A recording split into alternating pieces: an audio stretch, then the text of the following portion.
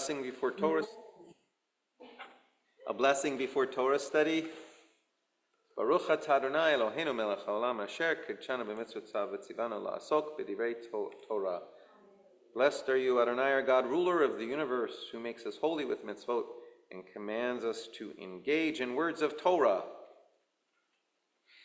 So, last week's Torah Parsha ended with the beginning of what to me is one of the most troubling stories in the Torah.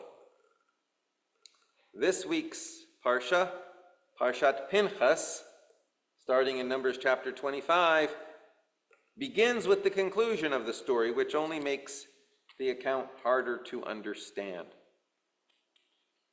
At the end of last week's Parsha, we read of many of the Israelite men engaging in sexual activity with Moabite women and following after them to worship a Moabite god. It may also be that perhaps this is referring to some sort of ritual worship of the Moabite god through some sort of ritualized sexual activity. That's a modern interpretation. In any case, this is not seen as a good thing.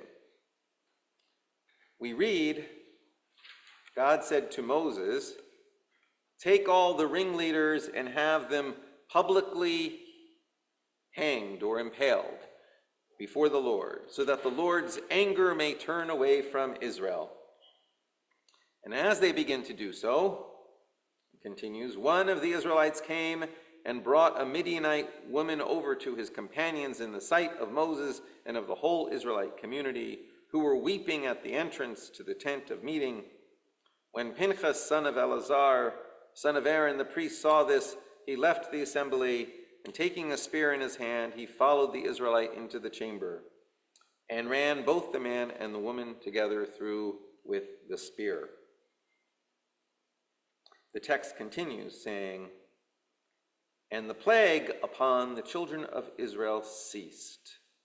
Those who died of the plague numbered 24,000. That is where last week's reading ended. We have this tremendous act of seemingly impetuous violence, as of yet described in the Torah without comment, except to say that this act stopped an ongoing plague that ultimately killed 24,000.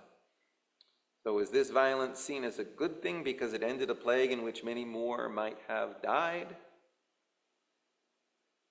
The question becomes even more pointed with the opening of this week's Parsha.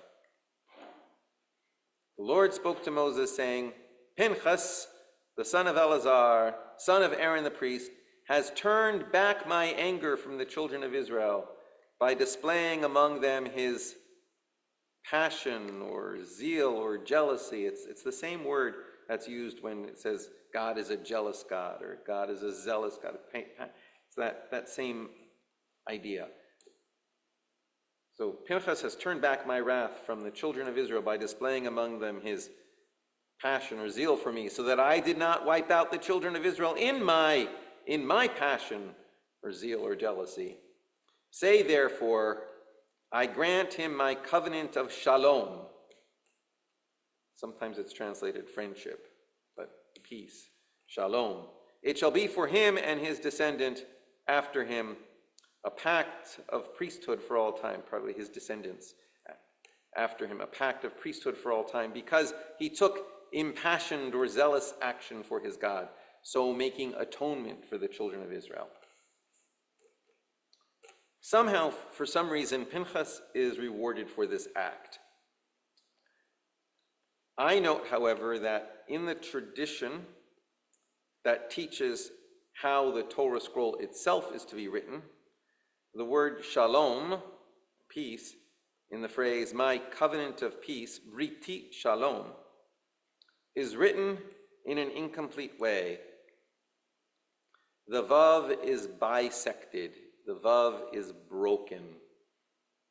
We do not know why, but it is. I like to think that this is supposed to be an indication to us that the peace here is very much a broken one. Pinchas is praised in the Torah and in tradition for his zeal but there is something problematic here. And there are other ways to understand this story, which we discussed at Hebrew and Brews the other night.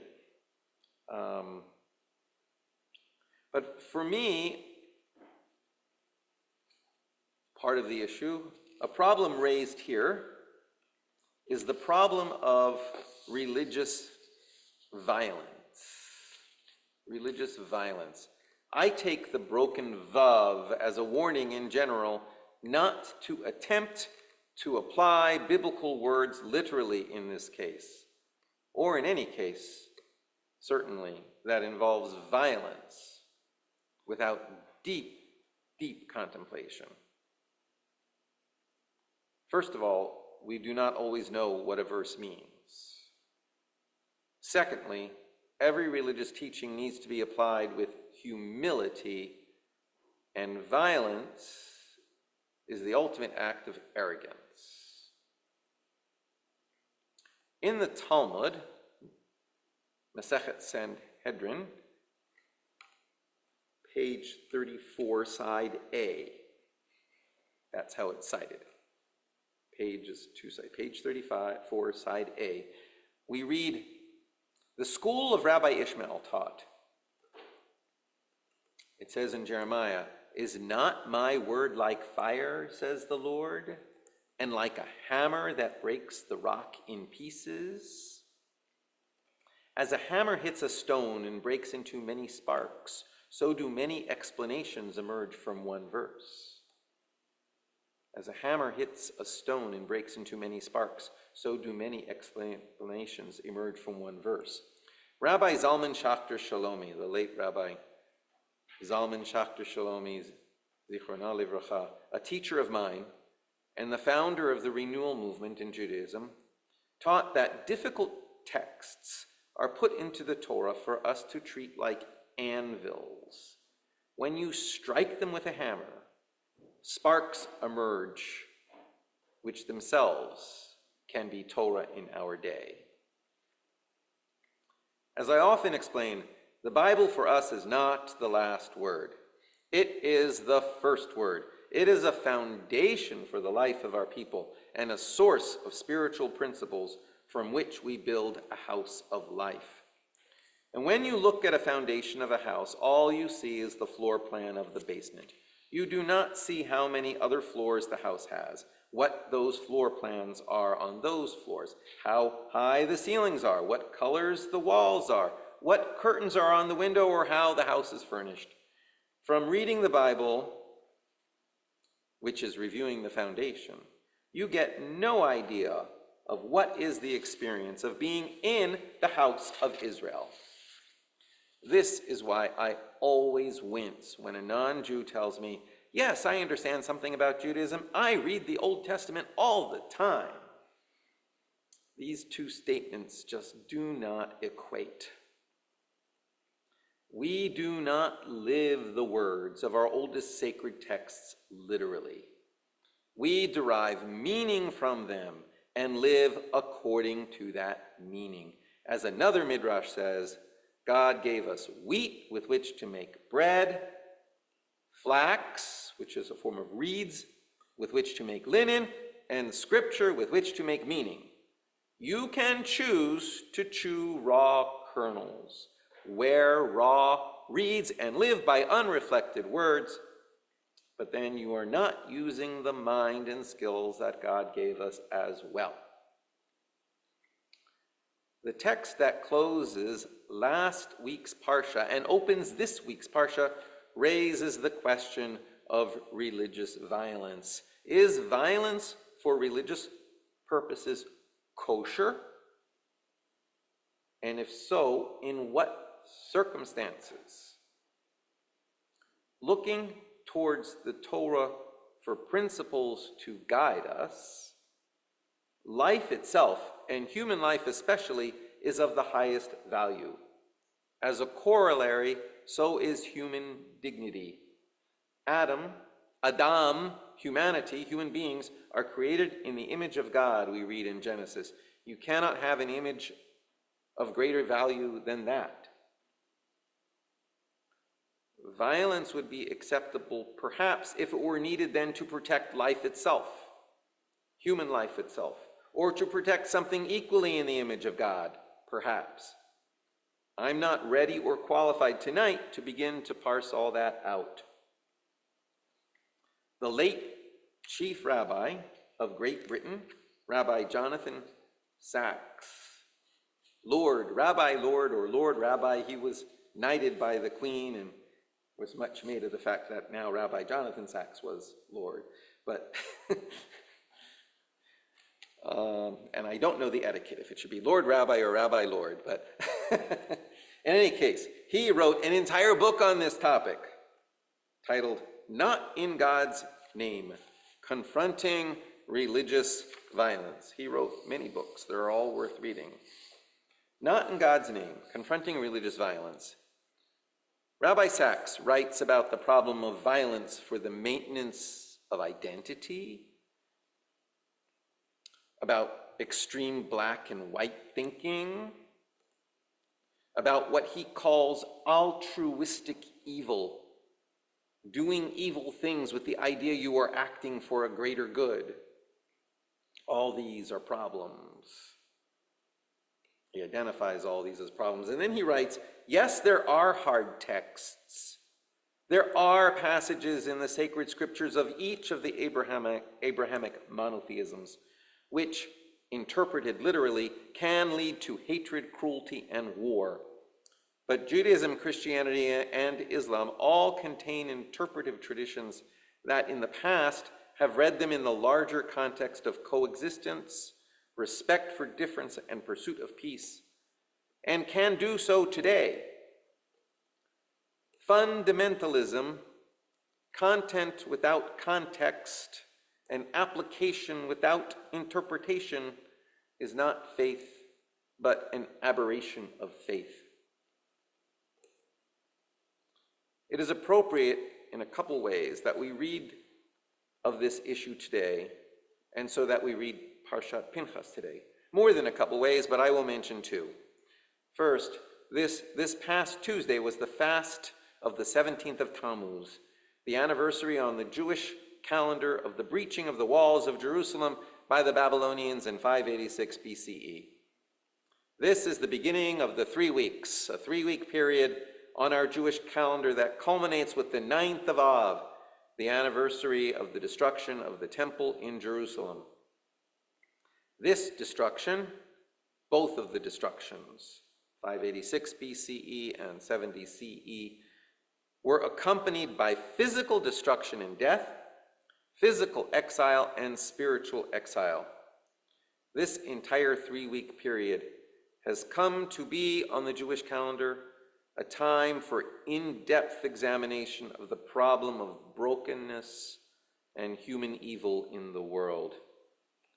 In particular, the rabbis call attention to sinat chinam, the problem of freely flowing hatred among people and among peoples that helps to tear apart the world.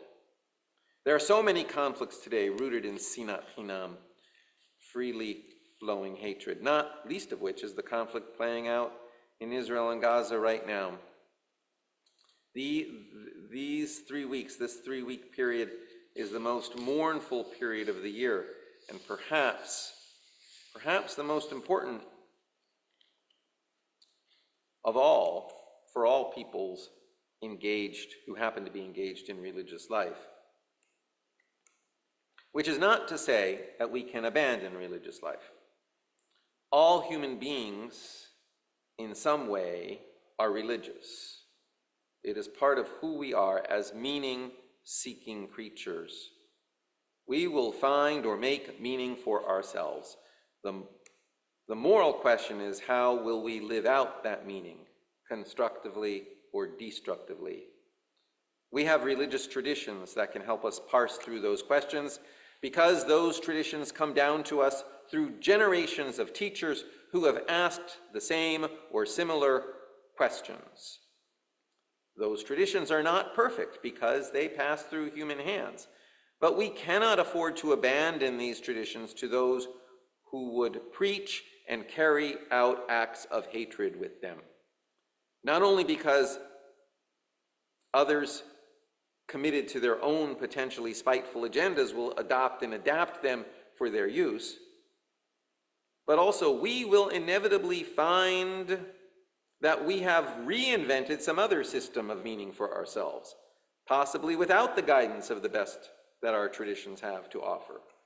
So we must embrace our traditions and challenge them to express the highest versions of themselves. Simultaneously, we must embrace them and challenge them so that they remain for us a source of holiness and good. Simultaneously, we must both embrace them and challenge them, which with all respect to other members of our community, that is the fundamental reason why I'm not Orthodox. Because we need to embrace our traditions and challenge them simultaneously. Second reason that it's appropriate to look at this today, because an errant example of fundamentalist oppression, if there's any example of fundamentalist oppression that isn't errant, but another example is being responded to this week in Harrisburg, in the greater Harrisburg area. This week is the LGBT Pride Weekend, a gay pride festival, a celebration which is needed precisely because of the oppression experienced by so many in the community, really because of religious bigotry and fundamentalism at this point. It has been important throughout the history of that movement that people supportive of human rights have been involved supportively. People who hold commitments to religious traditions have been supportive allies to the LGBT community. Even though at times the numbers of those people with commitments to religious traditions have not always been large, but still they have prevented our religious traditions from being swallowed up by those who preach hate. As Rabbi Jonathan Sacks continues in his book, Not in God's Name, no soul was ever saved by hate. No truth was ever proved by violence. No redemption was ever brought by holy war. No religion won the admiration of the world by its capacity to inflict suffering on its enemies. Despite the fact that these things have been endorsed in their time by sincere religious believers, they are a travesty of faith, and until we learn this, religion will remain one of the great threats to the peace of the world. But one more paragraph from Rabbi Jonathan Sacks in his book that I will quote by way of conclusion. We need to recover the absolute values that make Abrahamic monotheism the humanizing force it has been at its best. The absolute values they bring: the sanctity of life, the dignity of the individual, the twin imperatives of justice and compassion, the moral responsibility of the rich for the poor, the commands to love the neighbor and the stranger, the insistence on peaceful modes of conflict resolution and respectful listening to the other side of a case, forgiving the injuries of the past and focusing instead on building a future in which the children of the world of all colors, faiths, and races can live together in grace and peace. These are the ideals on which Jews, Christians, and Muslims can converge, widening their embrace to include those of other faiths and none. This does not mean that human nature will change or that politics will cease to be an arena of conflict. All it means is that politics will remain politics and not become religion. Shabbat Shalom.